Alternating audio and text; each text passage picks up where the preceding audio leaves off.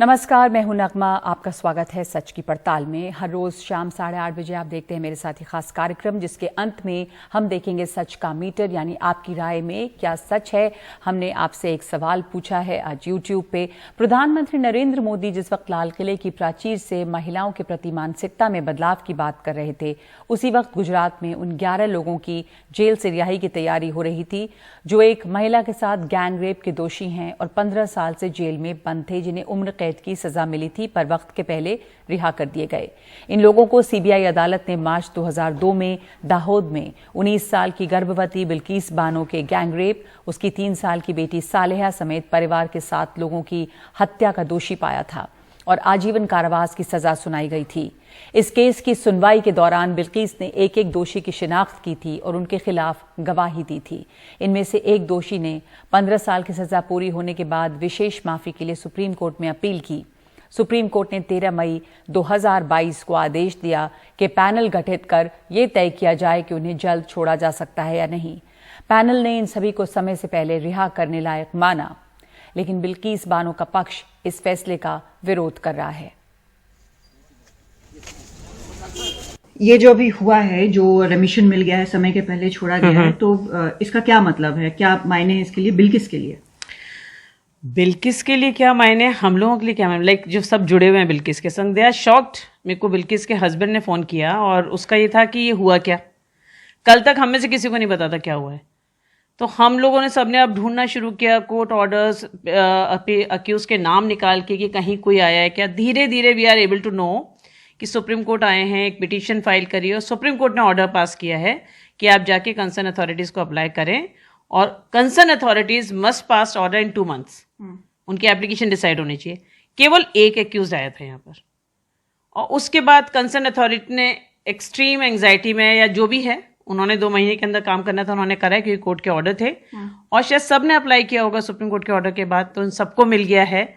But अभी तक हमारे पास इंफॉर्मेशन पूरी नहीं है कि एग्जैक्टली प्रोसेस क्या अडॉप्ट हुआ है।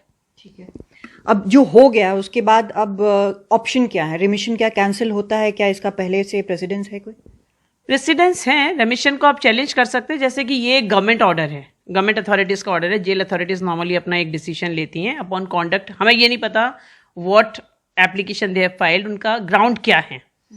बट अगर उन्होंने जो भी उनके ग्राउंड्स हैं, अथॉरिटीज ने अपना एक डिसीजन लिया है और उस डिसीजन के बाद दैट कैन बी चैलेंज्ड। वो हाई कोर्ट में जाना चाहिए, हाई कोर्ट में पिटीशन जानी चाहिए अगर किसी को चैलेंज करना है तो। हाई कोर्ट उसको कंसीडर करेगी। जैसे नॉर्मली कोई भी गलत ऑर्डर अगर सेटिस्फाइड होता है, ऐसे वो ऑर्डर सेटिस्फाइड हो सकता है और उसके बेसिस पे उसके बाद देन आगे डिपेंड करेगा क्या कोर्स लेना है। हाई कोर्ट फेवर में डिसाइड करता है, हाई कोर्ट अगेंस्ट में डिसाइड करता है, तो सुप्रीम कोर्ट आ सकते हैं। केंद्र सरकार ने जून 2022 में सजायाफ्ता कैदियों को समय से पहले रिहा करने के नियम जारी किए थे, लेकिन इनमें रेप, हत्या और बच्चों के खिलाफ अपराध करने वालों को राहत नहीं दी गई थी। खुद गुजरात सरकार ने 2014 के नियम भी ऐसे सजायाफ्ता कैदियों को राहत देने के खिलाफ हैं, लेकिन सुप्रीम कोर्ट ने 1992 के नियमों के तहत फैसला लेने को कहा था। विपक्ष का आरोप है कि ऐसे जघन्य कांड के दोषियों को छोड़ा जाना दिखाता है कि महिलाओं के प्रति केंद्र सरकार की कथनी और करनी में कितना फर्क है। और यही हमारा आज का सवाल जो हमने सच की पड़ताल में आपसे पूछा, क्या बिल्किस बानो को इंसाफ मिला? आपके पास हर रोज की तरह 3 विकल्प हैं, हाँ, नहीं और कह नहीं सकते, और आप अपने जवाब हमारे YouTube चैनल पे हमें भेजेंगे। आगे हम बताएंगे कि सवाल के जवाब में कि क्या जवाब आ रहे हैं, आप लोग इस पर क्या सोचते हैं। लेकिन फिलहाल इस सवाल पर और इस पूरे मामले पर चर्चा करने के लिए हमारे साथ 2 मेहमान मौजूद हैं। कांग्रेस की प्रवक्ता डॉली शर्मा हैं और बीजेपी समर्थक राजनीतिक विश्लेषक देशरत्न निगम हैं। देशरत्न निगम जी, आपसे शुरुआत करना चाहती हूं। किस कानून के तहत बिल्किस बानो के गुनहगारों को छोड़ा गया है, जबकि इसमें ऐसा लगता है कि केंद्र सरकार और राज्य सरकार के बीच में ही एक तरह का सामंजस्य नहीं दिखता है? केंद्र सरकार ने जो नियम पास किए और जो हुआ गुजरात में। देखिए नगमा जी, केंद्र सरकार की गाइडलाइंस है, नियम नहीं है। वो दिशा निर्देश भी नहीं है, ये गाइडलाइंस है। और कानून जो है वो धारा 432 और 433 है हमारा क्रिमिनल प्रोसीजर कोड में, उसके तहत है। उसमें अगर किसी भी में सजा जिसमें कि उम्र कैद की सजा होती है या डेथ का होता है उसमें दे सकते हैं, लेकिन कम से कम 14 साल उस व्यक्ति को जेल में रहना पड़ेगा। उसके बाद इसमें इनको फैसला लेना पड़ेगा, और उस फैसला लेने के लिए जिस कोर्ट ने सजा दी है, अगर कोई एप्लीकेशन मूव करता है तो उसका ओपिनियन भी लिया जाता है, और वो ओपिनियन सरकार ले सकती है। और उस ओपिनियन के बाद मुझे नहीं मालूम इस केस में ले, क्योंकि उनके पास पावर है बिना, क्योंकि वर्ड वहां इस्तेमाल किया गया है मे का मतलब ले सकती है, जरूरी नहीं ले। क्या इस केस में लिया गया है, नहीं लिया गया मुझे नहीं मालूम, लेकिन ज्यादातर केस में क्या होता है, उस कोर्ट का ओपिनियन ले लिया जाता है और कंडक्ट देखा जाता है कि ये जो 15 साल या 14 साल उस व्यक्ति ने जेल में बिताए हैं, तो उसका क्या कंडक्ट या बिहेवियर रहा है, उसका आचरण क्या रहा है। दूसरा, देखिए, कानून के दो पहलू होते हैं, एक तो सजा देना, और जिस व्यक्ति ने अपराध किया है उसमें सुधार लाना, सुधार लाके उसको समाज में फिर से स्थापित करना। और ये लोगों के लिए ये दोनों, तो आप मान रहे हैं कि तमाम 11 लोगों में सुधार लाया गया और इसलिए अब उनको समाज में फिर से स्थापित किया जा रहा है, और इसलिए जब वो इस तरह के जघन्य अपराध के बाद बाहर आए तो वो तस्वीरें आई, वो वीडियो सामने सबने देखा जिसमें उनको मिठाई खिलाया गया और फूल मालाएं पहनाई गई। देखिए, कानूनी तौर पर ये कानून है। मेरा व्यक्तिगत राय और आपकी राय और जो हमारे साथ को पैनलिस्ट उनकी राय में फर्क हो सकता है, लेकिन कानून एक सेट कानून के तहत ये हो सकता था। और फिर आपने बताया केंद्र सरकार के दिशा निर्देश थे, ऐसा नहीं कि नियम। केंद्र सरकार ने लेकिन आजादी के अमृत महोत्सव मनाने के दौरान ये बात कही थी कि अपराधियों को छोड़ा जा सकता है, लेकिन इसमें जो रेप कन्विक्ट हैं उन्हें छोड़ने की बात नहीं थी। बहरहाल महिलाओं के सम्मान की बात प्रधानमंत्री ने जब लाल किले की प्राचीर से किया था, उसके बाद ये फैसला आया। इसलिए और सवाल उठते हैं ये कि जो प्रधानमंत्री ने कहा और अब जो हुआ कानून के तहत, उसमें कितना फर्क है। डॉली शर्मा, आपकी क्या सोच है? देखिए, सीधा सीधा कथनी और करनी का फर्क, हाथी के दांत खाने के और दिखाने के और। लाल किले की प्राचीर से प्रधानमंत्री जी बड़ी बड़ी बातें महिला सम्मान में, महिलाओं को सशक्त करने की बात करते हैं, और उसी दिन बिल्किश बानो के साथ जो हुआ, जो उन 11 अपराधियों ने किया, उनको माफीनामा देकर उनको कोर्ट से रिहा कर दिया जाता है।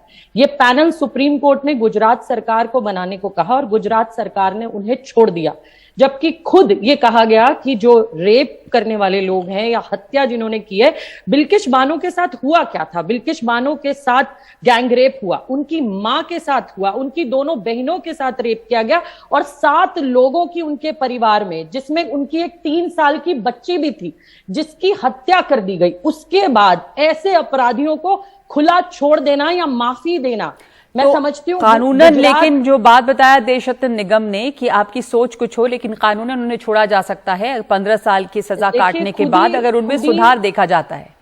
देखिए, खुद ही ये सुधार तय करने वाले हैं कौन? उनके सुधार नहीं तय किया, मतलब वो कह रहे हैं कि कानून ऐसा है, तो जिन्होंने रिहा, मैं यही बात आपसे कह रही हूँ। इतना जघन्य अपराध करने वाले लोगों को खुद केंद्र सरकार कहती है कि इन लोगों को नहीं छोड़ा जाना चाहिए। ऐसे लोग जिन्होंने रेप की हो, हत्या की हो, बच्चों के साथ अपराध किए हो, उन्हें नहीं छोड़ा जाना चाहिए। लेकिन पर इस समय समस्या ये है डॉली जी कि ये कानून के तहत किया, गुजरात सरकार ने एक कानून का फायदा उठाते हुए ये काम किया है, जो कमेटी गठित की गई थी 1999, मतलब अभी की नहीं, और जो पहले के जो कानून उस समय के थे जब ये कन्विक्ट हुए थे, उस समय क्या कानून था, उसके तहत उन्हें छोड़ा गया। देखिए, ये सीधा सीधा कथनी और करनी का फर्क है। इस तरीके के 7 लोगों की हत्याएं, बिल्किश की मां की, 2 बहनों की और बिल्किश की खुद के साथ रेप करने वाले 11 अपराधी, जिन्होंने उनकी 3 साल की बच्ची तक को नहीं छोड़ा, उनके किस कैरेक्टर पर यकीन करके उन्हें बाहर भेजा गया, ये बहुत बड़ा सवालिया निशान है। देशरत्न जी, कानून के तहत ये जो देशरत्न जी कानून के तहत जो हुआ, आपने बताया कि कानूनन सही है और ये हो सकता है और ये कानून है, तो वो हुआ। पर अगर हम कानून के अलावा देखें तो ये क्या सिग्नल देता है ऐसे 11 लोगों को जिनकी शिनाख्त हुई, सबको सजा हुई, और वो विक्टिम, वो पीड़ित जिसके परिवार के 7 लोग मारे गए, जिसके 3 साल की बच्ची मारी गई, जिसके साथ सामूहिक बलात्कार हुआ, और उसके बाद वो सालों किसी एक पते पे नहीं रह पाए और छुप कर रहते रहे, इस खौफ में रहते रहे, उनको, आपको लगता है इंसाफ मिला? 15 साल के बाद उन तमाम 11 लोगों को छोड़ा जाता है, क्या संदेश देता है ये? देखिए नदमा जी, जब तक नियम कानून है, व्यवस्था नियम कानून के तहत चलती है। ये नियम कानून अगर बदल जाए तो, मैं नियम कानून के अलावा आपकी व्यक्तिगत राय भी इसके ऊपर जानना चाह रही हूँ कि आपको क्या लगता है। देखिए, व्यक्तिगत राय क्या संदेश देता है ये पॉलिटिकली? नहीं, देखिए, जो भी संदेश आता है कानून नियम के तहत होता है। नगमा ओवैसी जी, साहब ने आज अगर- एक प्रतिक्रिया दी इसके ऊपर कि चुनाव होने वाले हैं और इसलिए इस तरह की अपीजमेंट की कार्रवाई हो रही है। वो पॉलिटिक्स हो सकती है, पर मानवता और इस पर अगर आप देखें तो वो महिला जो पूरी तरह से प्रताड़ित और पीड़ित है, उसके क्या इंसाफ मिला? हमने आज ये सवाल पूछा और मैं आपसे यही पूछ रही हूँ। वही मैं कह रहा हूं आपको कि जब सुप्रीम कोर्ट का दिशा निर्देश है कि 2 महीने में इसको डिसाइड करिए, लोग सुप्रीम कोर्ट जाते हैं, उसके तहत अगर एप्लीकेशन बनती है तो उसको उन्होंने निर्णय लिया और ये निर्णय रिव्यू किया जा सकता है कोर्ट में।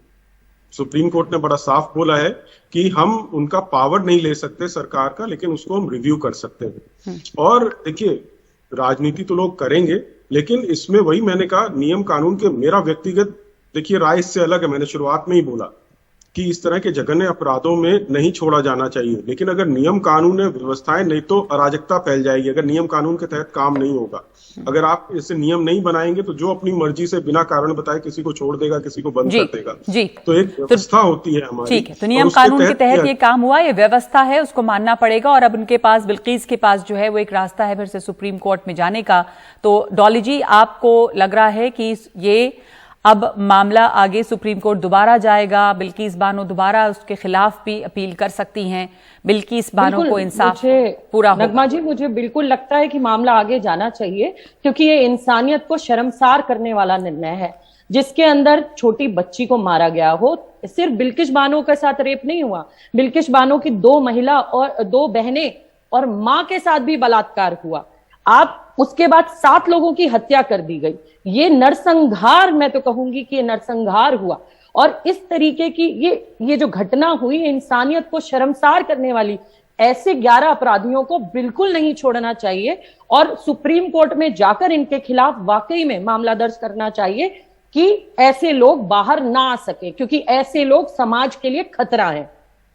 और इनकी रिहाई जो है उससे क्या समाज में वापस डर फैलता है या क्या संदेश देता है? बिल्कुल, आप सोचिए, जिन्होंने इस तरीके की जघन्य अपराध करके निर्मम हत्या कर दी हो, 3 साल की बच्ची को भी नहीं देखा हो, किसी की माँ और बहन और बिल्किस सबको मार दिया हो, ऐसे लोग वाकई में समाज के लिए खतरा है। इससे तो यही सवाल है कि क्या ये लोग सुधरे हैं जैसे इनको छोड़ा गया? लेकिन जो वो वीडियो, जो तस्वीरें आई देशरत्न जी, वो बहुत विचलित करने वाली हैं कि अब सुधार हुआ या नहीं हुआ। जब वो बाहर आते हैं तो उन्हें फूल मालाएं पहनाई जाती हैं, उन्हें मिठाई खिलाया जाता है। वो 11 लोग जो सामूहिक बलात्कार के दोषी हैं, जिनका दोष साबित हुआ, जिन्हें सजा मिली, जिन्होंने 7 लोगों का कत्ल किया, उनको आज फूल माला पहनाई गई। तो ये जो तस्वीरें हैं ये बहुत कुछ बयान करती हैं और बहुत अफसोसनाक हैं। बहुत शुक्रिया आप दोनों का अपने अपने विचार हमारे साथ रखने के लिए। एक ब्रेक लेंगे हम, उसके बाद दिखाएंगे सच का मीटर, जिसमें हमने सवाल पूछा कि बिल्कीस बानो को न्याय मिला।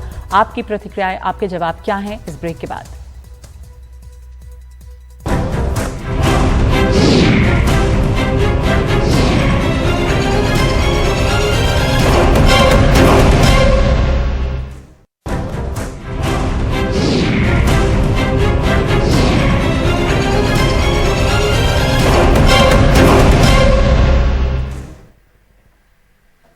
तो आज सच की पड़ताल में हमने आपसे सवाल पूछा, क्या बिल्कीस बानो को इंसाफ मिला?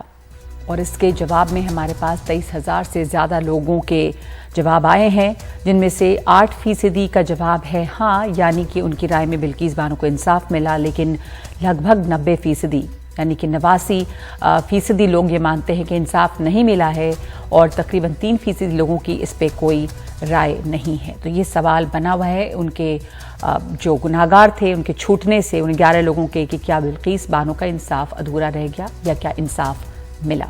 सच की पड़ताल में आज के लिए इतना ही। नमस्कार।